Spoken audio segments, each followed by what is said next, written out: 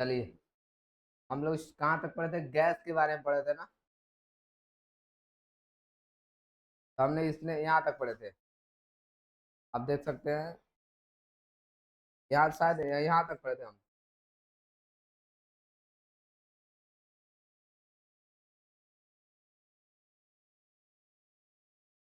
यानी वायु को प्रेस किया जा सकता है, और इसके बारे में मतलब ए टू जेड चीजें हम बता दिए थे। गैस को कैसे कंप्रेस किया जाता है समझा भी दिए थे।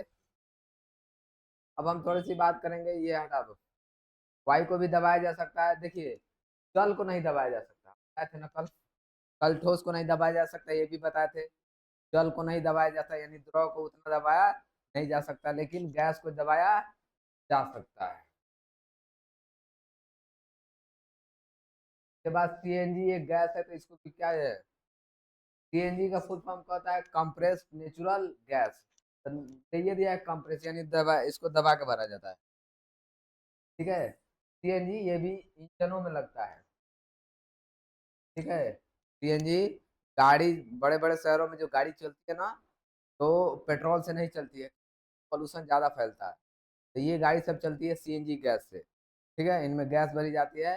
अभी देखना, मोटरसाइकिल उसका भी आया है सीएनजी वाला। मोटरसाइकिल पेट्रोल से चलेगा, पेट्रोल खत्म हो गया तो उसमें भरा सकता है, सीएनजी से चलेगा। सीएनजी पेट्रोल से थोड़ा सा सस्ता पड़ता है। ठीक है, माइलेज भी ठीक ठाक है। तो कुछ कंपनियों ने ट्राई किया था कि सीएनजी वाला बाइक लेके आए, तो उतना सफल नहीं रहा।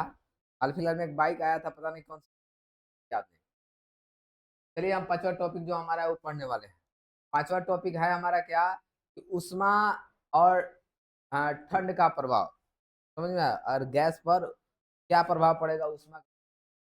गर्म या ठंडा करने पर गैस क्रमशः प्रसारित या किया जा सकता है। मतलब ये है कि अगर गैस को गर्म कीजिएगा तो एक्सपेंड करेगा, यानी फैलेगा। फैले का मतलब होता है प्रसारित होना, फैलना। यहाँ प्रसारित लिखा है, मतलब इसी का मतलब होता है फैलना। आ रहा है समझ में? इसी का मतलब होता है फैल। संकुचित होना मतलब सिकुड़ना। जैसे तुम समझो, तुमको अगर ठंडा लगता है तो तुम्हारा बॉडी सिकुड़ता है कि नहीं सिकुड़ता? एकदम सिकुड़ता है। देखना, ऑटोमेटिक है कि तुमको ठंड लगेगी ना, तो तुम कहीं बैठेगा ना, तो पूरे अपने बॉडी को सिकुड़ा के, नहीं समझे, एकदम छोटा सा साइज देगा। लेकिन गर्मी के दिन में तुम देखना, अपना बॉडी को ऐसे करता है, फैलाता है। नहीं समझ में? नहीं समझ? सेम उसी तरह गैस के साथ होता है। जब गैस गर्म हो तो फैलेगा, और जब ठंडा हो तो क्या होगा जी? सिकुड़ेगा। नहीं है समझ में? हमें ठंड लगती है तो हम अपने बॉडी को सिकुड़ाते नहीं। क्या कारण है कि सिकुड़ाते हैं?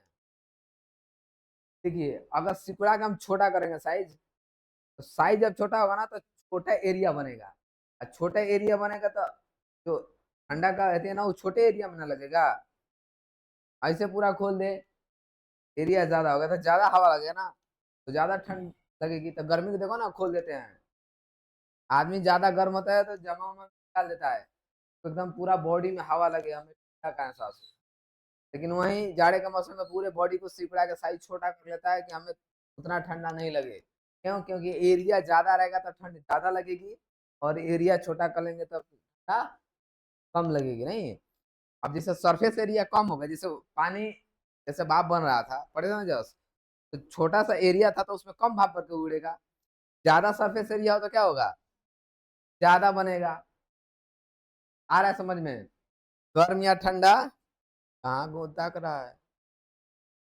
देखते हैं, बहुत रील बना रहा है तू भाई। हम बना समझ आ रहा है। तो समझ में आया? यानी वहाँ अगर दिया जाए, गैस को क्या किया जाए, वहाँ अगर गेन किया जाए, वहाँ बढ़ाया जाए, तो क्या होगा? प्रसारित होगा। क्या प्रसारित होगा जी? गैस। और उसमें क्या किया जाए, वहाँ अगर कम किया जाए, घटाया जाए, तो क्या होगा? संकुचित होगा। संकुचित का मतलब क्या होता है? सिकुड़ना। क्या होता है जी? सिकुड़ना। तो गैस सिकुड़ेगा। समझ में आ रहा है? चलिए, तो यानी अब सिकुड़ना फैलना समझ गए हम लोग। सवाल पूछेगा कि अगर गैस को गर्म किया जाएगा तो उसका आयतन बढ़ेगा या घटेगा? अब कितना बचेगा सर? आयतन के बारे में तो आप पढ़ाए ही नहीं।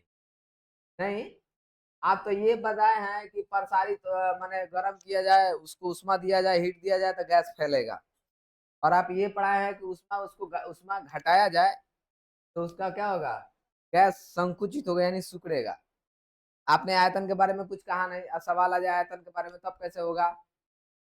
तो देखिए बात वही है, अगर प्रसारित होता है तो मतलब आयतन उसका बढ़ेगा, एरिया बढ़ेगा भाई। और संकुचित होगा मतलब वो छोटा होगा, मतलब आयतन उसका क्या होगा जी? घटेगा। तो ये कॉमन सेंस की बातें हैं, ये आप रिलेट कर पाए तब आपको समझ में आने वाला है, और नहीं तो सोचिए आपको बहुत दुर्दशा होने वाला है। वही चीजें यहाँ लिख रखा है तुम सब।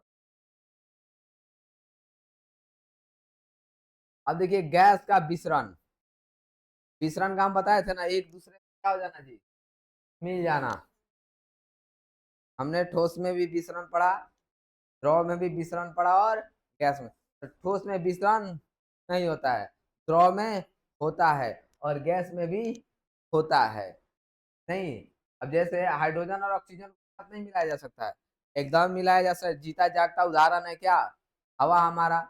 वहां तुम्हारा हाइड्रोजन भी है, ऑक्सीजन भी है, नाइट्रोजन भी है, सारे एक दूसरे में मिक्स रहते हैं नहीं रहते हैं? तुम थोड़ी देख पाता है कि नहीं यहाँ हाइड्रोजन नहीं, यहाँ हाइड्रोजन है और इसमें ऑक्सीजन नहीं मिल सकता है? नहीं, गैस आपस में क्या हो सकते हैं जी?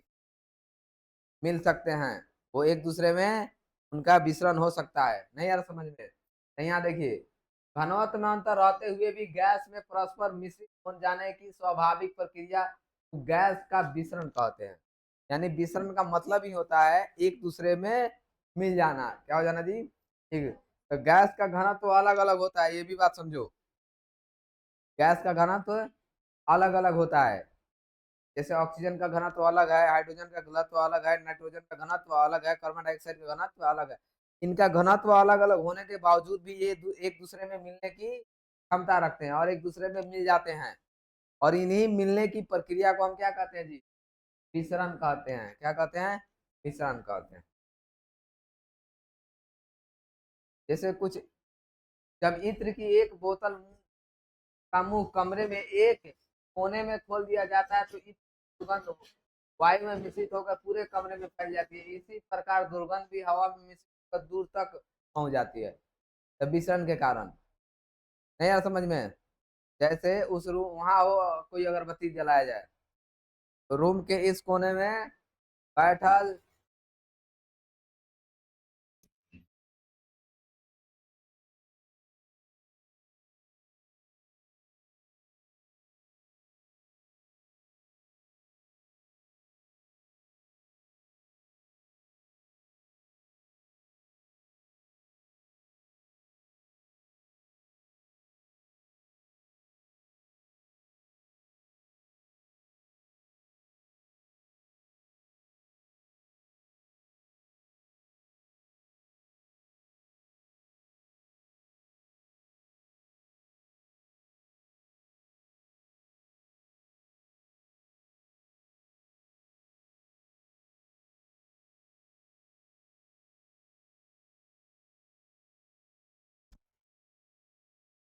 जैसे इसमें होगा क्या? विसरण की प्रक्रिया का क्या होगी जी?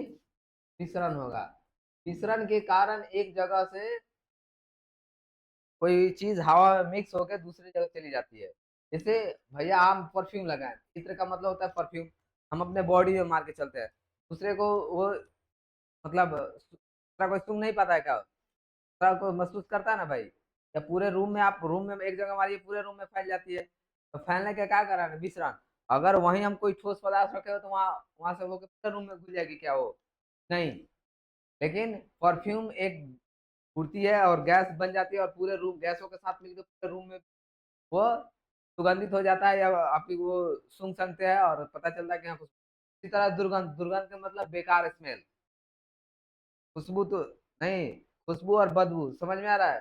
तो खुशबू मतलब अच्छा स्मेल, बदबू मतलब बुरा स्मेल जिसको आप सूंघना नहीं चाहते हैं। वो भी हवा में मिक्स होकर एक जगह से दूसरी जगह चली जाती है। तो हवा में जो मिलने की प्रक्रिया है ना, हवा क्या है? गैसों का मिश्रण है, और इसमें जो mix होगा वो मिश्रण एक दूसरे में, किसी कोई भी चीज अगर आपस में मिक्स हो रहा है, मिल जा रहा है, तो क्या होगा जी? उसका विसरण हो रहा है।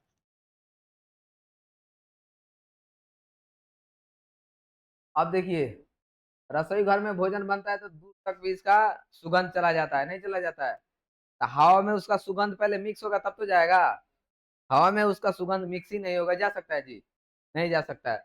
और ये चैप्टर बायोलॉजी में भी हम पढ़ाए थे कि अगर खुशबू एक रूम से दूसरी जगह कैसे चले जाए, उच्च सांद्रता से कम सांद्रता की ओर कोई भी चीज फ्लो करता है। अब 7वां टॉपिक हमारा है गैसों का संघनन। संघनन का मतलब है कंडेंसर, इसको मतलब ठंडा करना। संघनन का मतलब किसी भी चीज को क्या करें हम, ठंडा करें। क्या करें, ठंडा करें। तो देखो, पदार्थ के गैसीय रूप का द्रव के में परिवर्तन गैस का संघनन करा। अगर कोई पदार्थ है, कोई क्या है जी, पदार्थ है, और किस फॉर्म में है जी, गैस फॉर्म में है, और उसको हमने क्या किया, ठंडा किया, और किस फॉर्म में ला लिया, द्रव में ला लिया। तो ये गैस से द्रव में लाने की जो प्रक्रिया है उसी को कहते हैं कथी, संघनन। समझ में आ रहा है? इससे गैस, और गैस से ये द्रव में तभी बदलेगा जब हम इसको क्या करेंगे जी, ठंडा करेंगे। गर्म करने पर नहीं बदल सकता, ये भी याद रखना। बदल सकता है क्या? तो गर्म करेंगे गैस और फैल जाएगा। नया समझ में, ये और फैल जाएगा। तो ठंडा करके गैस को द्रव में लाने का जो प्रोसेस है उसी को क्या कहते हैं हम, गैस का संघनन। देखिए एक बार फिर से पढ़ो, गैस, पदार्थ के गैसीय रूप का द्रव में परिवर्तित होना। द्रव में परिवर्तन गैस का क्या कहलाता है, संघनन। यानी कहाँ है जी, गैसीय अवस्था है और किस चीज में बदल जाए, द्रव में बदल जाए। ये कब पॉसिबल है, गर्म करने पर नहीं, क्या करने पर, ठंडा। आप इस पूरे चीज को पढ़िएगा, चीजें वहीं समझ में आएगी। हाँ, एक आपको आता है कौन, क्रांतिक ताप। ये क्या होता है, थोड़ी सी हम पढ़े। देखो, गैस पर दाब बढ़ाकर या उसका ताप कम करके, आया बात क्या करके, ताप कम करके, या ताप नहीं कम करना है तो क्या करना है, हम दाब बढ़ाएंगे यानी प्रेशर उस पर ज्यादा डालेंगे, नहीं उसको घेरने की कोशिश करेंगे। अब किसी चीज को हम दाबते हैं तो भाई उस पर प्रेशर ही ना देते हैं, तो उसका संघनन किया जा सकता है। गैस पर दबाव बढ़ाने पर गैस के कण परस्पर काफी निकट आ जाते हैं। मतलब गैस को अगर दाबा जाए तो उसके जो बीच में का गैप्स होता है, हम बताए थे ना, सबसे ज्यादा गैप्स किसके किसमें होता है, गैस में होता है सबसे ज्यादा गैप। तो सबसे ज्यादा जिसमें गैप्स होता है उसी को सबसे ज्यादा कंप्रेस किया जा सकता है, मतलब उसी को सबसे ज्यादा दबाया जा सकता है। इसीलिए गैस में ज्यादा गैप होता है, इसीलिए गैस को ज्यादा दबाया जा सकता है। तो गैस को अगर वो गैसीय अवस्था में तो उसको प्रेशर देके उस पर ज्यादा दाब अप्लाई करके आप उसको द्रव अवस्था में ला सकते हैं। नहीं तो दूसरा प्रोसेस है कि आप उसको ठंडा करके भी द्रव के रूप में ला सकते हैं। आई बात समझ में? जिससे अंतराल अणु का स्थान क्या होता है जी, घट जाता है। जब इनको दबाया जाता है तो इनके बीच में जो गैप होता है, जो खाली जगह होता है, तो दो कणों के बीच खाली जगह होता है, उसी को कहते हैं अंतराणु स्थान। इन दोनों के बीच में जो, दोनों कणों के बीच में जो लगने वाला बल होता है वो है अंतराणुक आकर्षण बल। तो अंतराणु का स्थान घट जाता है। ऐसा होने पर गैस के कण के बीच की आंतराणविक आकर्षण बल काफी बढ़ जाता है। अब हुआ क्या कि जैसे हम उसको मतलब कंप्रेस किए, गैप को कम किए, तो पार्टिकल्स एक दूसरे के क्या आ गया जी, करीब आ गया। अब जब एक दूसरे के बहुत करीब आ गया तो अब उनके बीच में क्या होगा, फोर्स ज्यादा लगेगा या कम, ज्यादा लगेगा ना। जितना पार्टिकल्स करीब होगा, हम बताए थे सॉलिड में इसलिए ज्यादा बल लगता है क्यों, क्योंकि उसके पार्टिकल्स एक दूसरे के बहुत करीब होते हैं। और गैस में सबसे कम बल लगता है, दो कणों के बीच काफी कमजोर बल लगता है। क्यों? क्योंकि उनका जो गैप्स होता है बहुत ज्यादा होता है, जो मॉलिक्यूल्स होते हैं, जो पार्टिकल्स होते हैं बहुत दूर होते हैं। अब जब गैस को बहुत ज्यादा प्रेस किया गया, उसमें बहुत ज्यादा दाब दिया गया, तो उसके पार्टिकल्स क्या गए, चले आए जी, एक दूसरे के करीब चले। जब एक दूसरे के करीब चले आए तो अब इनके बीच में फोर्स क्या लगेगा, ज्यादा लगेगा। काफी मजबूत फोर्स इन इन दोनों के बीच लगने वाला है। नहीं यार समझ में? तो वही कर रहा है, आकर्षण बल काफी बढ़ जाता है जिससे वह गैस द्रव के रूप में परिवर्तित हो जाता है। पहले इनका पार्टिकल्स इतना इतना दूर था, अब इनको प्रेस करके इतना कंप्रेस करके यानी दबा करके दाब बढ़ा करके इतना करीब ला गया। अब इतना करीब ला गया तो ये एक दूसरे को एकदम काफी मजबूती से क्या कर सकते हैं जी, पकड़ सकते हैं, बांध सकते हैं। समझ में आ रहा है? इसी के कारण अब ये किस रूप में हो जाएगा जी, द्रव के रूप। फिर कभी इसको अगर बाहर से एनर्जी मिला, बाहर से उष्मा मिला तो ये क्या होगा, फटाक से ना ये बंधन टूटेगा, जहां था पहले गैस के रूप में फिर गैस के रूप में। नहीं यार समझ में, तो हम फोर्स अप्लाई किए, वो फोर्स जैसे हटे, नहीं यार समझ में, तो ये अपने वास्तविक रूप में चला जाएगा। ये उतना ही देर रहेगा जितना देर इस पे फोर्स अप्लाई हुआ है, मतलब जितना देर इस पे बल लगा है, या वो जो दाब है, दाब भी एक प्रकार बले है, नहीं यार। अब देखिए, किंतु गैस के संघनन में दाब की अपेक्षा ताप का स्थान महत्वपूर्ण है। मतलब जितना हम दाबा करके गैस को द्रव के रूप में परिवर्तित नहीं कर सकते, उससे ज्यादा जल्दी और उससे ज्यादा मतलब मात्रा में ताप से हम उसको द्रव में परिवर्तित कर सकते हैं। मतलब दाब कर जितना हम काम गैस पर नहीं ले सकते हैं, मतलब उनको करीब नहीं कर सकते हैं, उससे बढ़िया है कि हम क्या कर सकते हैं, हाँ, ताप बढ़ा घटा करके तो हम द्रव में परिवर्तित कर लेंगे। इसीलिए कह रहा है कि किंतु गैस के संघनन में दाब की अपेक्षा ताप का स्थान महत्वपूर्ण है, क्योंकि प्रत्येक गैस के लिए एक निश्चित ताप होता है। जिस निश्चित ताप पर अधिक ताप पर गैस संघनित हो ही नहीं सकती, चाहे उसका दाब कितना भी अधिक क्यों ना बढ़ा दिया जाए। इस ताप को गैस का क्रांतिक ताप कहते हैं। मतलब ध्यान से समझो, क्योंकि प्रत्येक गैस के लिए एक निश्चित ताप होता है, जिस निश्चित ताप पर से अधिक ताप पर वो संघनित हो ही नहीं सकते। हर चीज का एक फिक्स है, जैसे पानी उबलने के लिए फिक्स है ना जी, 100 डिग्री, 99 डिग्री पर वो नहीं उबल सकता है। अब ये बताओ इस पे डिग्री क्यों नहीं,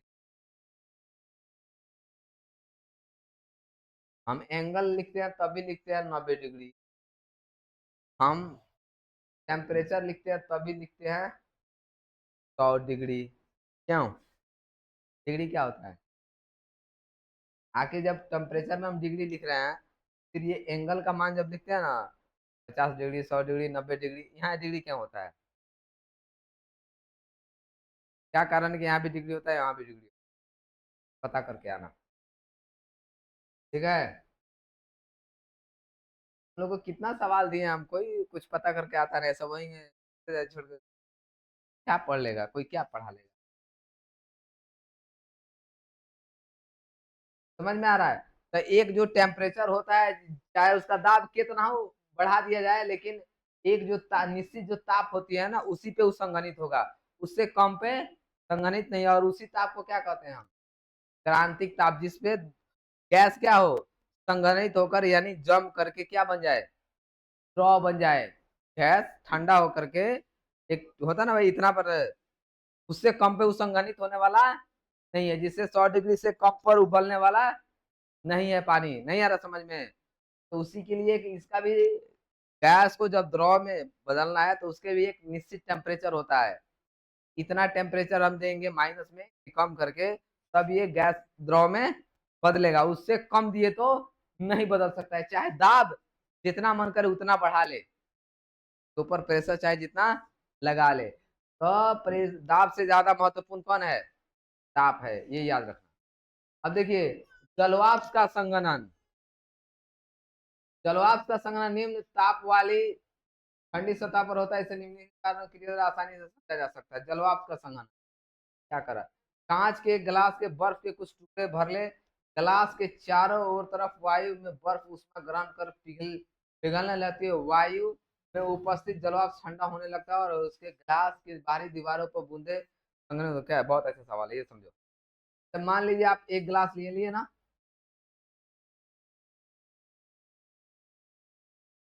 गिलास है, इसमें हमने बर्फ का टुकड़ा रख दिया, क्या रख दिया, बर्फ का टुकड़ा। देखिएगा कि बर्फ का टुकड़ा कुछ देर बाद ही पिघलना शुरू करता है, करता है। लेकिन पिघलने के साथ साथ एक और चीज अजीब आप देख रहे हैं, इस सतह पे और इस सतह पे, यानी इसके आउटर सरफेस एरिया पर, कोई ग्लास है, आउटर आउटर मतलब बाहरी सरफेस एरिया पर पानी की बूंद देखते हैं आप, ऐसा क्यों,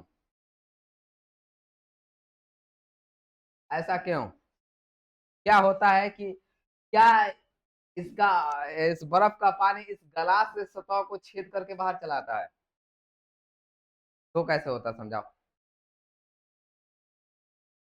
देखा है, लाखों बार देखा होगा लोग। ऐसा क्या होता है कि ग्लास के बाहरी सतह पे पानी की बूंदें जम जाती है। कोई कोई कुछ जवाब दे, सही गलत जो भी हो, कितना समझते हो तुम।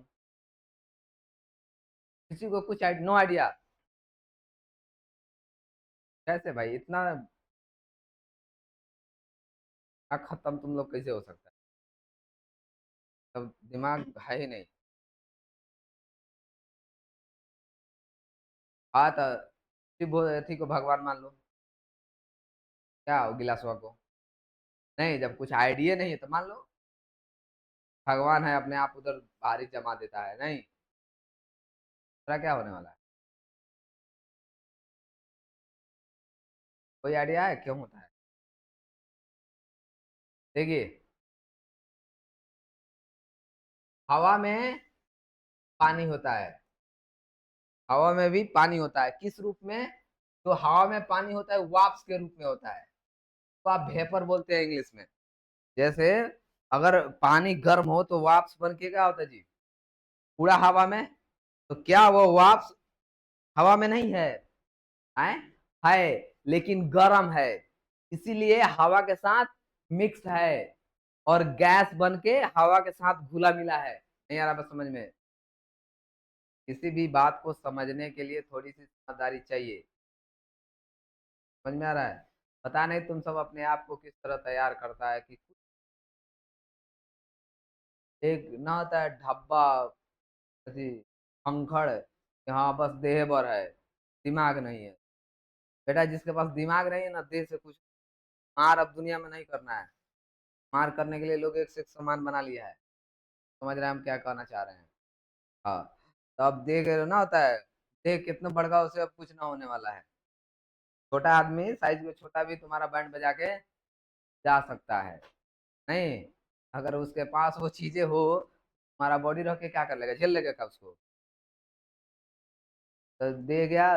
बॉडी बनाना, हेल्थ बनाना अच्छी चीज है, लेकिन उससे ज्यादा जरूरी है कि कम से कम दिमाग में अपनी बहुत सारा नॉलेज भर लो, ताकि जिंदगी में काम आए उसका। नहीं यार समझ में। तो जो जो ये जो पानी रहता है, जो वाष्प का रूप ले लिया है और हवा के साथ क्या हो जाता है जी, मिक्स होता है ना। हवा के साथ क्या हो जाता है, मिक्स हो जाता है। क्यों, फिर हवा में जाके वो पानी क्यों नहीं बनता। कारण उसके पीछे ये है कि अभी टेम्परेचर ज्यादा है। तुम देखना, जाड़े के दिनों में वो पानी बन जाता है। तुम जब साइकिल चलाते हो तो देखना ना, तुम्हारे बाल पे पानी आता है। कहाँ से आ जाता है, वो पानी हवा में ही तो रहता है। फिर उस वक्त कहाँ से पानी आ गया, नीचे से, जमीन से। जमीन से तो टेम्परेचर है ही नहीं कि भाप बने। मौसम ठंडा है तो भाप बनेगा, नहीं बनेगा। हाँ, हवा से बन सकता है, लेकिन सुबह में ठंडी में उतना हवा कभी कहाँ चलता है। नहीं है सर। तो आपका जो पानी है वाष्प के रूप में हवा में फंसा हुआ है, हवा के साथ। अब जो ये वाष्प है, ये क्या हुआ है जी, पानी जब वाष्प बन जाता है तो क्या हो जाता है। जैसे अगर बर्फ हो, पानी जब बर्फ के रूप में लेता है तो क्या कहलाता है जी, सॉलिड कहलाता है। वहीं जब पानी बन जाता है तब क्या कहलाता है जी, लिक्विड कहलाता है। और जब वहीं वाष्प बन जाता है तब क्या कहलाता है जी।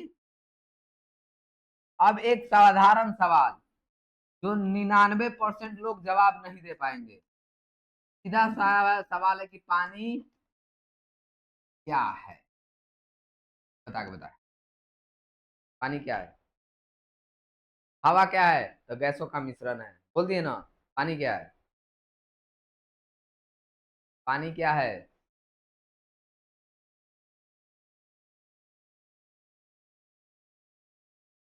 मजबूर बनी हम।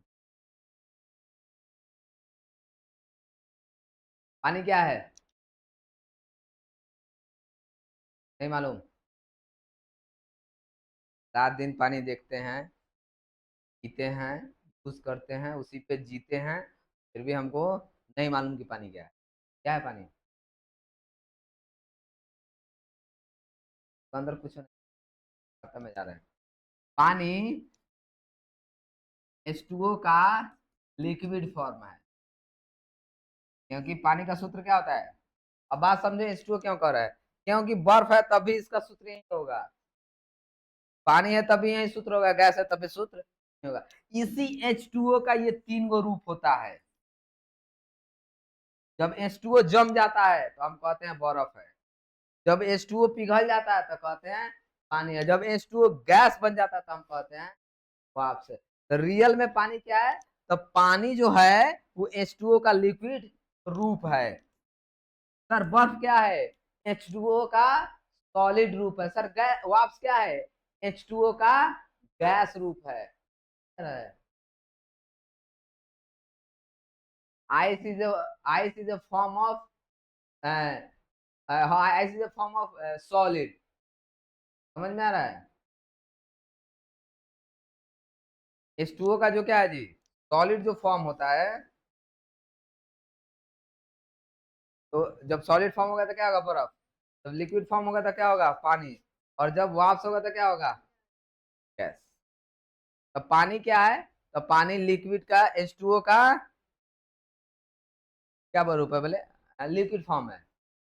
H2O का लिक्विड फॉर्म है पानी, H2O का सॉलिड फॉर्म है बर्फ, और H2O का गैस फॉर्म है वाष्प। ये है पानी, पानी क्या है, तो H2O का लिक्विड फॉर्म है। बर्फ क्या है, solid form of H2O is called ice, solid form of H2O is called ice, ठीक है। liquid form of H2O is called water and gas form of H2O is called vapor। नहीं यार समझ में, पता नहीं आया समझ में। तो इसका जवाब देने में 99% लोग फेल होता है। जाके अपना सर से पूछना अगर कोई पानी क्या है, कहेगा भाई तो तुम नहीं समझता है पानी क्या है, पीते हैं वो पानी है। फिर बर्फ क्या है, तुम नहीं जानता है वो जमता है जब बर्फ है। सर वाप्स क्या है, नहीं जानता है, जब वो गर्म हो जाता है उड़ता है तो उसी को वाप्स कर। तुम लोग को लेवल नहीं समझ में आएगा। ये बहुत, चलिए यहाँ समझते हैं। तो यही जो वाष्प हवा में जाके मिक्स रहता है ना, जब ये हवा अगर यहाँ ग्लास रखे हैं तो इसके आजू बाजू हवा होगी कि नहीं, एकदम होगी। और जब हवा होगी तो हवा में जो पानी वाष्प बन के गया वो भी इसके साथ मिक्स होगा, नहीं होगा। तो जब इसके संपर्क में आता है तो इस पूरे प्लेट को, ये पूरे सतह को, इसने अगर इसमें बर्फ है तो इस पूरे सतह को क्या कर चुका है, एकदम ठंडा कर चुका है। और जैसे इसके संपर्क में उभी आएगा तो क्या करेगा उसको, ठंडा। इसीलिए ठंडा, जब वो भी ठंडा होता है, अब वो जो वाष्प है वो ठंडा हो गया तो क्या बन जाएगा, द्रव, पानी बनेगा। और पानी बन के उसी पे चिपक जाता है, मतलब नहीं उसी पे जम जाता है। तो तुम देखना, अभी अपने घर जाना, बर्फ निकाल के फ्रिज से रखना ग्लास में, अंदर एकदम पूरा पोंछ पाछ के पूरा फ्रेश, और तब रखना गिलास में बर्फ, और देखना उसके आजू बाजू पानी जमेगा। क्यों, क्योंकि हवा में वाष्प के रूप में पानी मौजूद है, और वहीं जब हम जहाँ ग्लास रखते हैं उसके बाजू हवा है, हवा में भी वाष्प है, मतलब वाटर वेपर है।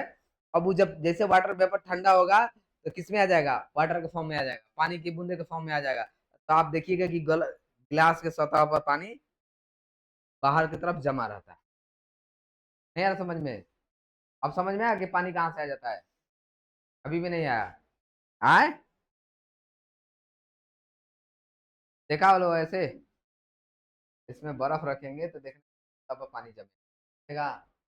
अब आया पता कहाँ से जमेगा, ऐसा नहीं इसको छेद करके निकल जाता है बाहर और ऊपर जाके जम जाता है, ऊपर जाके मतलब उसके सतह पर बैठ जाता है, ऐसा नहीं होता है। नहीं यार समझ में आया, चलिए आगे देखते हैं। अब देखिए, गैस का दाब, गैस के कण विभिन्न वेग के साथ विभिन्न दिशाओं में अनवरत गमन करते रहते हैं। गैस जो है कभी एक जगह टिका नहीं रहता, वो अलग अलग स्पीड से चारों तरफ क्या करता है, घूमता फिरता रहता है कण, गैस के पार्टिकल। इस क्रम में ये कण एक दूसरे के साथ बर्तन की दीवारों पर टकराते रहते हैं। इस टक्कर के कारण ये कण बर्तन की दीवार पर एक बल आरोपित करते हैं। बर्तन की दीवार के प्रति इकाई क्षेत्र पर गैस के कणों द्वारा आरोपित बल गैस का क्या कहलाता है, दाब। दाब, अगर आपसे पूछे कि दाब किसे कहते हैं, अगर आपसे पूछे दाब किसे कहते हैं, तो खूब ध्यान से समझ, इसकी ये परिभाषा लिख लीजिए।